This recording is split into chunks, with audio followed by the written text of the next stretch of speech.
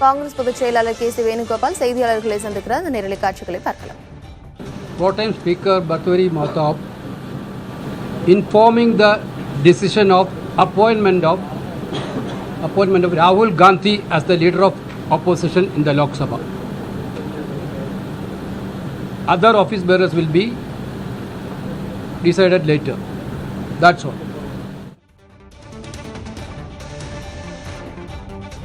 மக்களவை எதிர்க்கட்சித் தலைவராக ராகுல் காந்தி தேர்ந்தெடுக்கப்பட்டிருக்கிறார். தொடர்ந்து இது குறித்து செய்திகளை பார்த்து வருகிறோம். இதுகுறித்து பேசுவதற்காக திமுக அமைப்பு செயலாளர் RS பாரதி நம்மிடையே இணைந்திருக்கிறார். அவரோடு பேசலாம். சார் வணக்கம். எதிர்க்கட்சித் தலைவர் பதவிக்கு ராகுல் காந்தி தேர்ந்தெடுக்கப்பட்டிருக்கிறார்.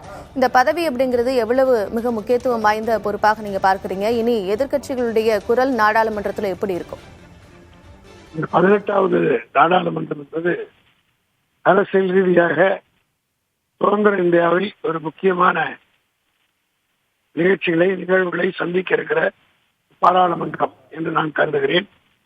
காரணம், ஜனநாயகத்துக்கும் அரசியல் சட்டத்திற்கும் ஆபத்து ஏற்படுத்தக்கூடிய வகையில் ஆளுகின்ற பிஜேபி நடவடிக்கை எடுக்க வேண்டும் என்று திட்டமிட்டிருந்த நேரத்தில் மிகப்பெரிய வெற்றியை எதிர்பார்த்து அந்த வெற்றியையும் பெருமளவுக்கு பெற்றிருக்கிற இந்தியா கூட்டணி, குறிப்பாக ராகுல் காந்தி பாராளுமன்ற உறுப்பினர் கூட இருக்கக்கூடாதுன்றதுக்காக எல்லா முயற்சியும் எடுத்து அவருக்கு தண்டனை பெற்று கொடுத்து அவருடைய பதவி நீக்கம் அவசரமாக ஒரு நேரத்துக்கெல்லாம் நீக்கி மீண்டும் சட்ட போராட்டம் நடத்தி அவர் அவைக்கு வந்து இன்றைக்கு எதிர்க்கட்சி தலைவராக அமர்கிற வாய்ப்பை பெற்றிருப்பது என்பது ஒரு சரித்திர சாதனை.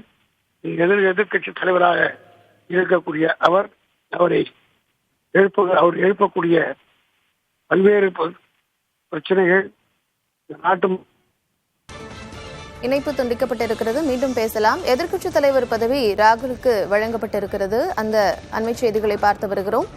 இன்று இந்தியா கூட்டணி தலைவர்களுடைய கூட்டத்தில் இந்த முடிவு எடுக்கப்பட்டிருக்கிறது. காங்கிரஸ் பொதுச் செயலாளர் கே சி வேணுகோபால் இந்த அறிவிப்பினை வெளியிட்டிருக்கிறார். மக்களவை எதிர்க்கட்சி தலைவராக ராகுல் காந்தி தேர்ந்தெடுக்கப்பட்டிருக்கிறார். இன்று அவர் நாடாளுமன்ற உறுப்பினராக பதவியேற்ற நிலையில் அவர் தற்பொழுது மக்களவை எதிர்க்கட்சி தலைவராக பதவியேற்றிருக்கிறார்.